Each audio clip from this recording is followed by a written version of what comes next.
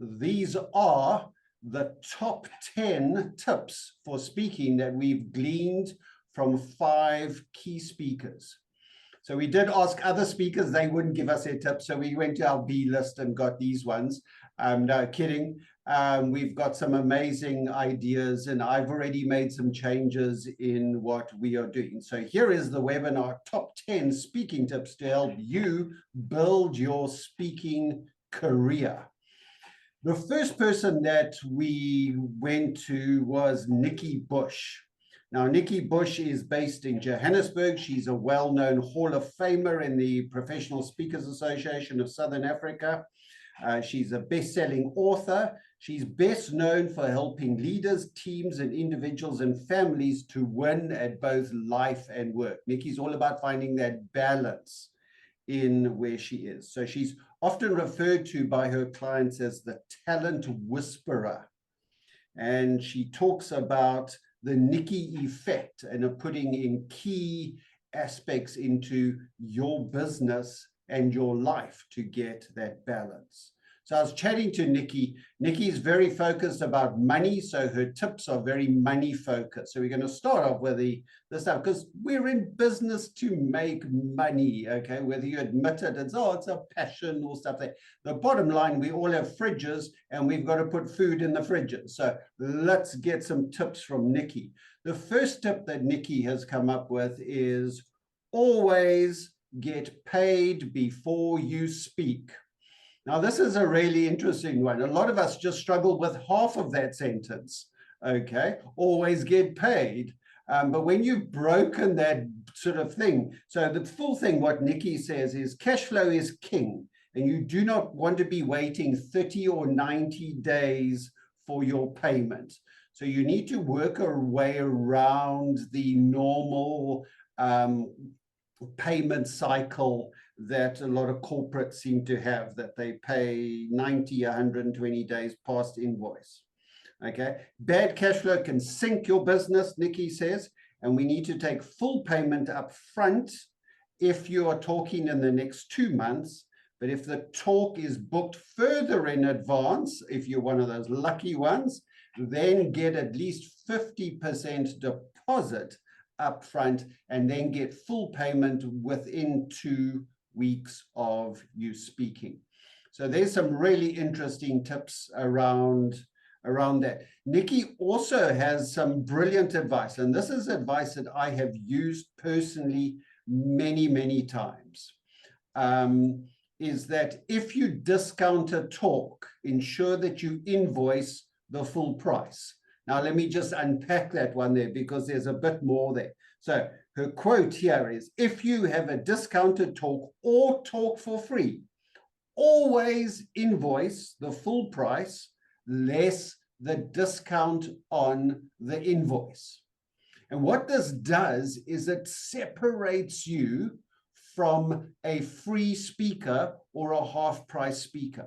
So even if I will do a free talk, I always issue an invoice, and it's really interesting to see the blood drain from a person's face as you walk up and go, oh, yeah, well, thank you for Bruce for speaking. And so, oh, by the way, here's my invoice.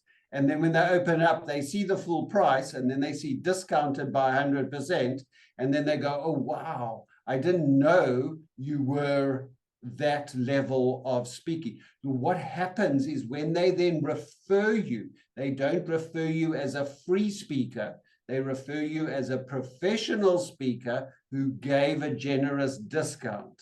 And that helps separate you from being a free speaker and a paid for professional speaker. So always invoice your full amount less the discount. It changes everything. All right, Willem, you're asking about cancellations and all that. I am going to refer you to our next speaker who volunteered, and that's Graham Codrington. If you want to see a comprehensive set of terms and conditions for speaking, go visit Graham Codrington's website. It's as simple as that. You cannot get better than that. There is also a 500-word speaking contract that we have that was shared with us from somebody in Europe, so we can do all that. But cancellation fees, I think we're doing a webinar on fees and cancellation next year. but we'll add all that into that. So there's 2 tips from Nikki. Is always get paid before you speak. And if you do speak for free or a discount, always invoice the full amount. Okay. Yes, should we give an invoice also to education institutes when invited to speak there? If you just invited for a talk, then I wouldn't invoice. But if you're there as speaking as a professional, as a keynote speaker, then I would invoice the person up front, just so they are aware of what your fees are. I think it's vitally important to be able to do this. And for nonprofits, hell yes, nonprofits need to know the value that they bring in it. I do a lot of free talks at nonprofits, and they always get an invoice from me. And they are always amazed at what they do, because then they value your introduction has got more energy after they've got an invoice to see what they're getting. So those are 2 tips from Nikki. Another tip from our next speaker is Graham Codrington. Now, Graham is a Hall of Famer. He's a futurist and scenario planner, specializing in the future of work. He's the lead futurist. I love that. The lead futurist at Tomorrow Today Futures Institute. And he works with a global research team, gathering insights and creating frameworks to help his clients anticipate the forces shaping our world in the near future. Graham's talks are really, really sought after, and he spends a lot of time on airplanes and at airports and in hotels around the world. So Graham is one of our CSPs, which is a certified speaking professional and a Hall of Famer and a global speaking fellow. So Graham's first tip for us is as simple: know the problem that you are solving. And this goes back to niching. It's one of my first kind of things that I do with any of my clients is define the problem, define the problem. So Graham says that this aspect is the most important question to ask and answer in your preparation. Be as specific as you can and get the client's input in advance, what the problem that they want you to address. So it's all very well having a straight keynote and doing, this is my keynote, this is my keynote, but briefing with a client is a really interesting topic. And we're speaking about this in our Luminary class, which is one of our speaker classes that we have. And they were saying that some people spend longer in briefing meetings with a client than actual product delivery later, which makes sense. So the more information you can get from your client and ask them, what is the desired outcome? What is the problem that you are addressing with your seminar, your session, your training? And how can I bring my expertise to solve this? Don't just bring your canned approach to say, this is my keynote, I change it for nobody, I will deliver it. Make sure that you are able to be part of the solution that they are looking for. There's some interesting tips around there. Graham also says in his next one is get to know your audience and unpack who they are. So he says, well, before you speak, get to know your audience and use that information to feed into content for maximum impact. There's nothing better than quoting previous speakers earlier on in the day, but there's even better where you're able to highlight somebody from the audience.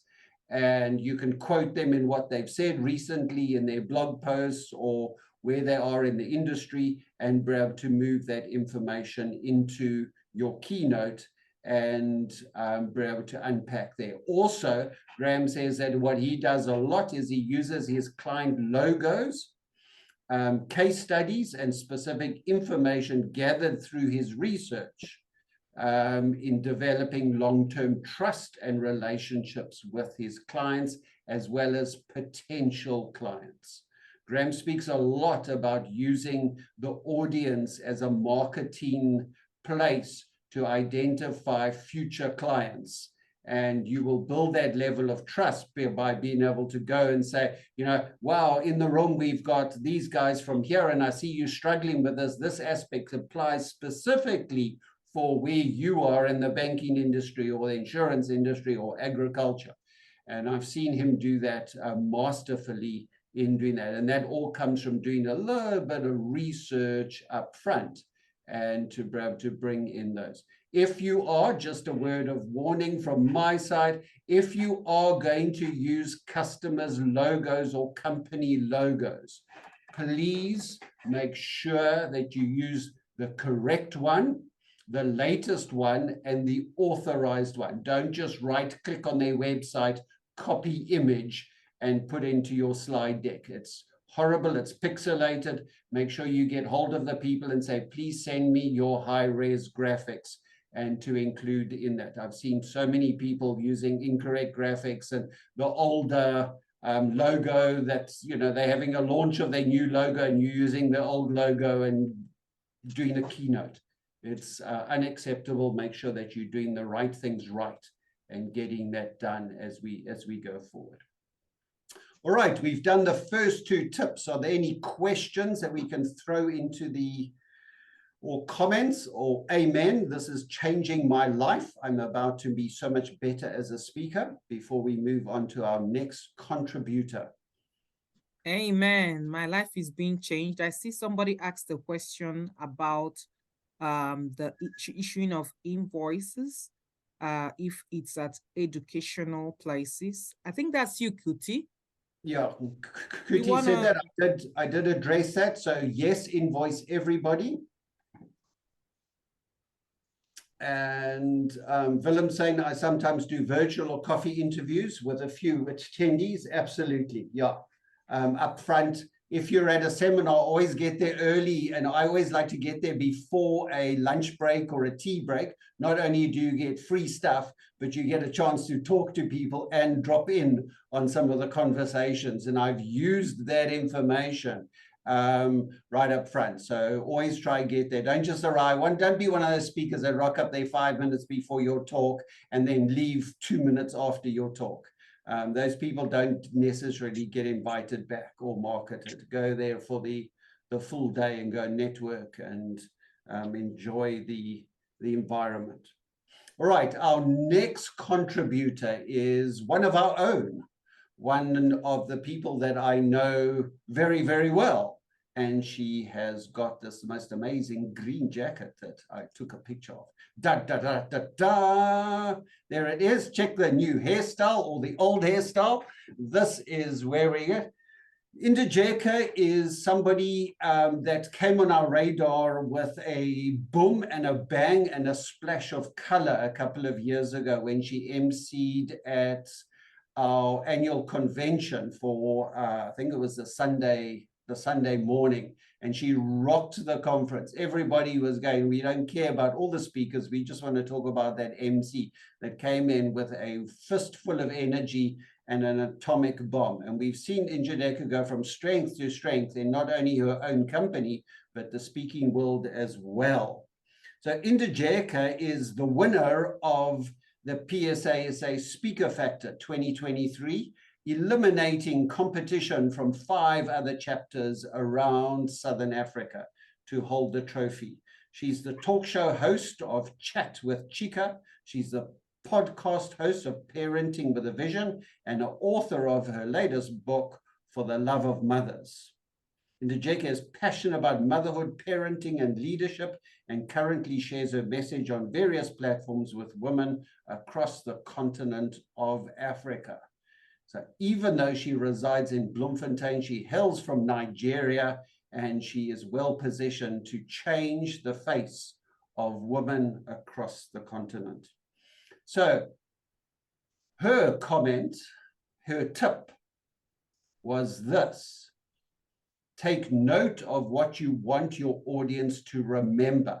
So it's almost the flip side of what we've seen now from Graham, where Graham says, push that stuff into your audience, where this is take note of what you want your audience to remember from your talk. So go and highlight, go and underline It's begin with the end in mind philosophy. And I always start that at the top of my speeches. At the end of the speech, I want my audience to ...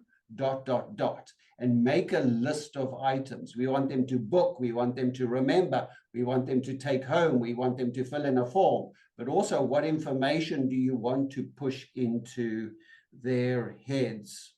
So Njideka says, take note of what you want your audience to remember from your speech and apply whatever you can to ensure you achieve this.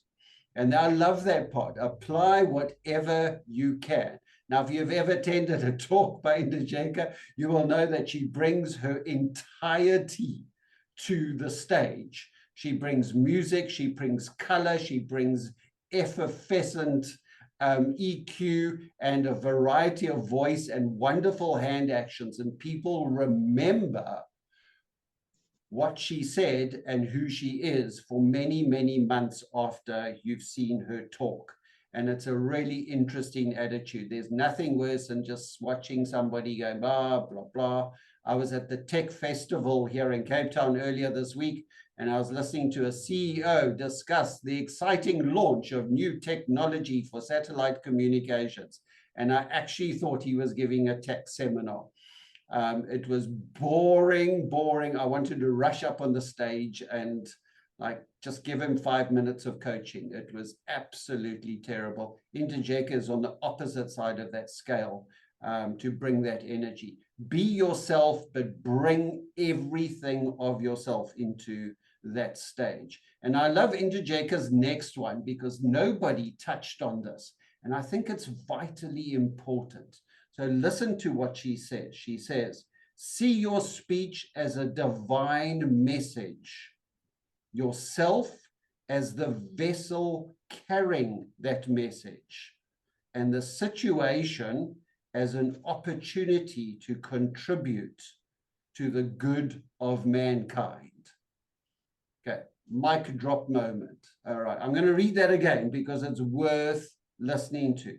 See your speech as a divine message, yourself as a vessel carrying that message, and the situation as an opportunity to contribute to the good of mankind. That is probably one of the best, most profound tips that we have here today. All right, you've heard it all. You can log off and you can go home because nothing will top that one. We should have put that one last. I love that. Divine appointment as speakers. And often the weight that you carry when you're on the stage, you need to remember that. You're not there delivering a speech. You're not there just getting through the next 20 or 30 or 40 minutes. You are there as a divine message of a changing, attitude changing, a behavior changing message. And Njideka takes that quite seriously. So our next speaker hails from up north, in fact, as far north as you can go from here, all the way up to Sweden. A good friend of mine and a colleague and a co-author. We have Antoni Lassinai. Antoni is an award-winning storyteller and a global speaker based in Sweden. His mission is to help leaders and teams communicate and collaborate with energy, empathy, and clarity. I haven't seen those three words together before, and I thought that was interesting. Energy, empathy, and clarity. Think about that for the moment. He's niched himself well. He's the author of an Amazon bestseller and an author or co-author of 14 different books. Antoni contributed to my storybook book where he actually writes about his award-winning story that he won a European competition with. And he's really good at telling stories. And his first tip, our tip number 7, is collect stories and examples and record them in a story journal. Now, I want you to grab your pens down and write this down because this has to be one of the biggest things that you can take home from here. is if you do not have a story journal, start one today. Open up a folder on your computer, get a notebook, a dedicated place where you can record stories that you hear, your stories, life stories, stories that you've made up, stories that you've lived. Make sure that you have a story journal and to be able to have it well indexed and that you can remember where it is. So you don't have to make stories up on the fly like an amateur speaker. You want to be able to sit there and go, I've had the story, I've told it 1,000 times, I know exactly how it goes, I've got slides, I've got examples, I can unpack the story for lessons, and it's a story that I've learned this over and over again. So it's an amazing thing. Make sure that you've got a story journal. I've just been updating mine, and I've added a whole lot of new stories into that. And I'm also being able to glean real life stories from other people. So I've got a wonderful story about where cat's eyes come from the road. And thanks to Charlotte, I now know the origins of cornflakes, which will ruin your breakfast. So do not Google that. And some interesting stories that you can throw in, not only your own stories, but examples from history, examples from other wise people. And please, please, if you've got any of the following stories in your story journal, cross them out and do never, ever, ever use them. Do not use the starfish story. Do not use the fisherman on the beach story. Do not use any story that includes Uber, Kodak, okay, or Airbnb. Those stories have been told and are no longer required on the stage. Please, please, please. And I'm sure the list goes on. There's a bunch of stories. If you've heard a story before by somebody else, do not use it. Go find your own story, record it in your story journal, and get that unique aspect of where you are. And Tony also then shares another tip, which is very closely related. And it was something that I've heard this, but I've never done it. And now I'm starting to do it, is when you say something wise or funny, remember it to use again. So often my brain works a little weirdly to some other people I know. And sometimes I actually come up with some profound stuff and I mention it. And it's whether it's a coaching session or a speech or a webinar or a podcast that I'm doing, sometimes a thought will come into my brain and out of my mouth, and I'm sitting going like, oh my goodness, that was amazing. What I've started doing is going like, actually, hang on, that was so great. I just want to write that down. And I make a note of it, and then I put it into my story journal as quotable quotes and good ideas. And I've got about 3 pages of those. So when I'm writing a speech or updating a speech, I can go back to that and I can go down that list and go, there we go. That's what it is. So I'm also now converting some of those clever ideas into short ebooks, which we are writing and co-writing with a number of people to put out into the market. So never, ever put down a good idea, but also understand your audience's reactions. If the audience laughs, make a note of where they laughed and put more emphasis into that point later. If you try and make a joke and the audience does not laugh, this happens to me a lot, make a mental note and do not go down that road again unless you're in a different country and it might work elsewhere. But in my occasion, I tried 2 or 3 times. No one laughs. No one gets it. I understand they're not from Planet 51. They don't understand me. We can move on and get that. So good ideas and good tips from Anthony. Okay, so we move on to our last one, and I'm going to get you to share some of these tips in a while as we unpack that. Our last speaker is no stranger to us at all.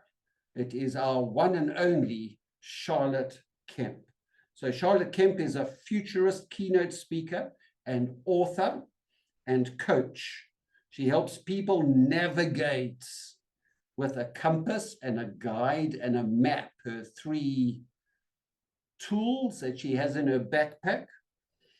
She helps him navigate their unknown futures by crafting new ways to think about the future.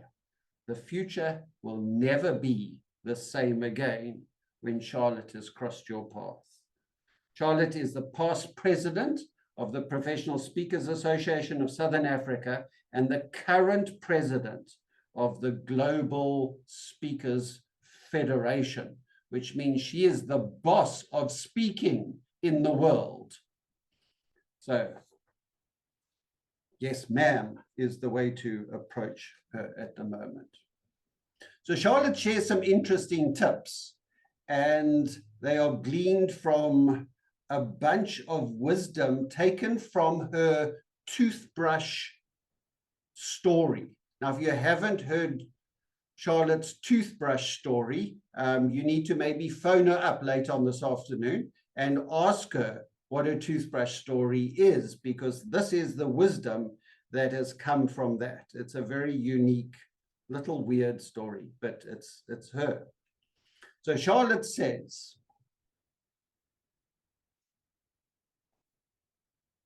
pitch your topic and yourself to podcasts who are looking for guests.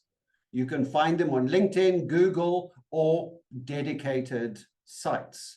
And Charlotte will put in the chat box the site where all podcasts are that was shared with us at the podcast workshop, while she frantically finds that quickly for us. So you can find these sites all the way around. There are a number of aggregate sites that link all these things, but ensure that your topic matches the purpose of the podcast. So you need to do a bit of customization, learning from tip 1 and 2 that we did today. Ensure that your topic is relevant and offers tremendous value. Invite people to follow up with you directly when you speak on a podcast, perhaps for a free ebook or a survey or a coffee chat or something like that. Make sure that you make opportunity to connect with people, not only on podcasts, but on talks and any type of thing. Always end with an action that's required.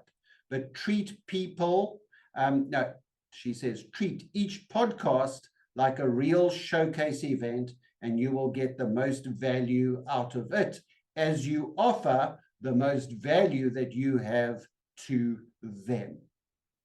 So really, really good. The best way that I know how to do this is I've done a number of radio interviews and a number of podcasts, and they're all very limited with time. You know how much time you've got, so you always over prepare. So an example that I always start off is I have the 7 principles of sustainable innovation, and today we are only talking about 3 of them. Number 1, number 4, and number 7. And you can talk comprehensively about that. What that does is you're pitching to the people to know what the others are, because there's a wonderful philosophy that you can use. There's nothing more desirable than something you just can't have. All right. So you say to the kids, oh, there's ice cream in the fridge, and we will have it later. And all the kids can think about, okay, and Bruce, is ice cream, ice cream, ice cream, ice cream. They don't care about, they're just waiting for 5 o'clock when they can have their ice cream.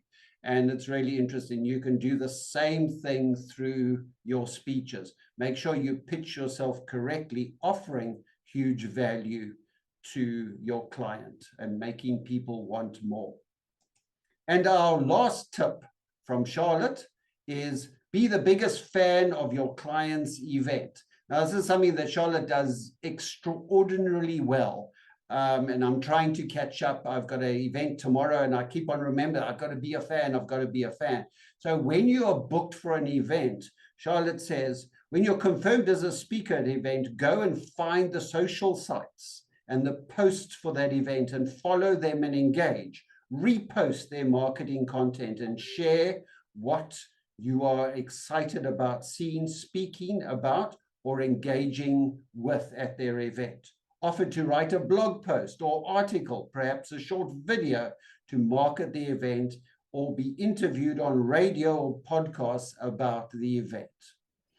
And I have had great results using this simple tip from Charlotte, is that there's nothing nicer than being able to make a short video for the event and send it to the people and post it to say, hi, my name's Bruce and I'm speaking this webinar on customer services tomorrow. And in my talk, I'll be talking about this, this, and this. I hope to see you soon. I'll see you there, or something like that. Doesn't have to be a long video. It doesn't have to be anything. That is worth its weight in gold, and absolutely amazing that people will use that over and over again, and putting up the logos on the screens while you are doing that. So there we go. We got top tips from 5 speakers, top 10 tips. But wait, we still have time and we still have more. So we've thrown in a bit of a bonus. We have bonuses from Bruce. This could actually be a blog post. So I've added my own 2 tips into this, and this is for some of the junior speakers that we might have with us today, that you guys go, oh, I'm not as good as them and I can never get there. And, you know, I've done Toastmasters, but how do I make the bridge between that and professional speaking? When can I get my first professional gig? When I'm going to get confidence to issue that $5,000 keynote, and where are we going to go, and how on earth can I ask him to pay for my travel, let alone pay for my speaking thing? So my tip is to learn to speak, and then speak some more. And I just want to share maybe a little personal note, is that I left school with a huge speech impediment. I left school with the title of least likely ever to speak in public ever again. My final English oral that I had to do in my final year of school was the most traumatic thing that I did. Eventually, the teacher told me to come back after class, sent everyone out, and then got me to face the empty class while she sat behind me while I delivered my English oral. That's how traumatic speaking was for me. And now I get such a high of standing on the stage, put a microphone in my hand, and I am everything that I always wanted to be. I've overcome a lot of stuff to get there, and I've done it by speaking and speaking and speaking some more. So if you have any reservation about your capability to become a professional speaker, get hold of yourself, have a long chat, and go out and speak. There are plenty of places to speak. Well, I ride a motorbike and I speak into my helmet all the time.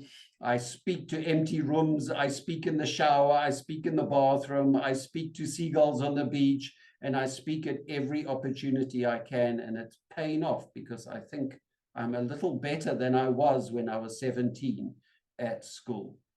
My other tip comes to you from my coaching hat, is spend 70% of your initial time as a speaker defining and refining your niche in order to position yourself in your targeted audience sector as a thought leader and a sought after resource. Do not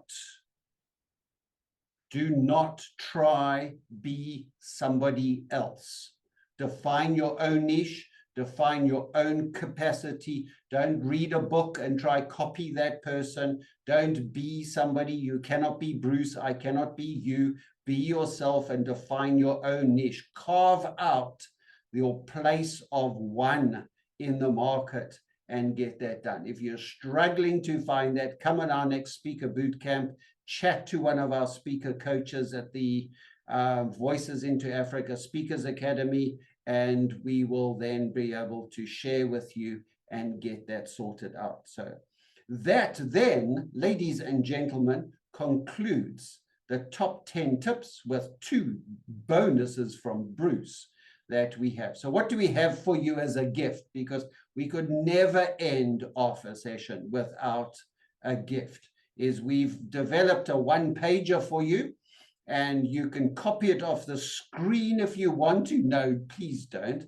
Charlotte's going to drop that into the chat for you to right-click and download.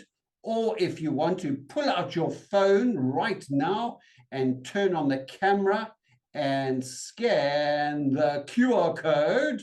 Not me, let me move. You scan me, you get a completely different website, just the QR code, and it'll download that one pager directly to your website, into your phone. Don't worry if you don't get it, because we will be able to send it to you and email it to you. The link is in the chat box. I'm going to put the actual document in the chat box as well, and you can just right-click that and save that, and you can get that. But please make sure that you get that. We will be sending you an email as well with the Diary of Voices into Africa 2024, with events going all the way up to, I can tell you, the 14th of November next year. We have planned out the entire year. We've got 2 speaker boot camps for you next year, and we are very, very excited about where we're going with that and where we're going with you guys as well. And that is that. My closing remark is go and speak and be as awesome as the people who have shared their top tips with you this afternoon. So I'm going to hand it back to Injda to carry on with what that. My word. Hey, Bruce. I want to ask us to unmute and just give a round of applause for Bruce. I want us to just do that. You can unmute yourselves and just give Bruce a hand. Yeah, well done, well done. I wanted to say, just go on. Well done, Bruce. Well done. Bruce. Thank you very much for giving so generously and for making it delicious. We enjoyed our lunch break, right, guys?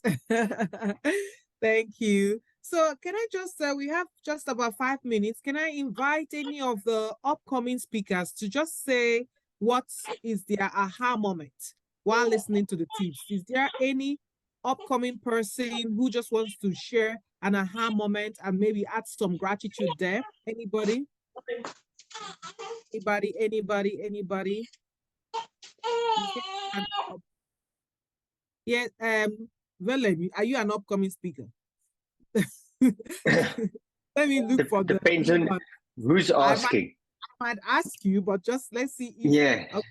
So for me, the aha moment is, I think, have this one pager with you, and whenever, before you reach out to talk to a client, before you have the meeting, before you quote, before you send, read it, go through it, and see if I'm congruent to it.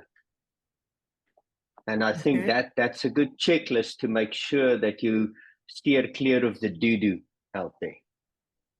Okay, thank you for sharing, Ikagen. Thank you so much. The aha moment that I had was definitely had to do with when they spoke about getting early to events and making sure that you're able to connect with people and mix with the environment. I think that for me just showed a lot about how this public speaking industry is actually more about connecting with people on a more human basis, so that through doing that, you're able to just be able to be like a better speaker overall. So I think just learning the importance of connecting with people and actually telling real stories as well, that really stood out for me. Just keeping the book to write down your stories and always being prepared to just take out a story and be like, you know what, this is how it has impacted me, and this is also how I want to share it towards all of you. So I already want to say thank you for that. This was really, all the tips were amazing. It's hard to pick one, but I'll just say that was just what stood out for me. Thank you so much. Yes, thank you. And I just love your hunger. We met again at the just concluded PSASA midterm convention. And in a short time of telling him about this, he made time to be here. So all our experienced speakers, look out for it again. Oh, okay. My aha moment was see your speech as a divine message. That was by Oji, which I really appreciate that. See your speech as a divine message. That was a very powerful one. And see myself as a divine carrier of the message was really very powerful. Thank you so much. Okay, thank you, Oliver. Thank you. Okay, one more person and we can close. Sandeep, do you want to say something? Well, for me, all the entire 10 tips were very powerful, interconnected. And when I look at them as a whole, I think the entire 50 minutes was a big, big aha moment for me. So thank you. Okay. All right. Thank you. And thank you for joining us. Okay. If we do not have any other comments, I just want to end off by saying that everything you want is in Africa. Let us join hands and make Africa greater. Thank you and keep well. Bye-bye, everyone. Thanks, everyone. Bye. Thank you.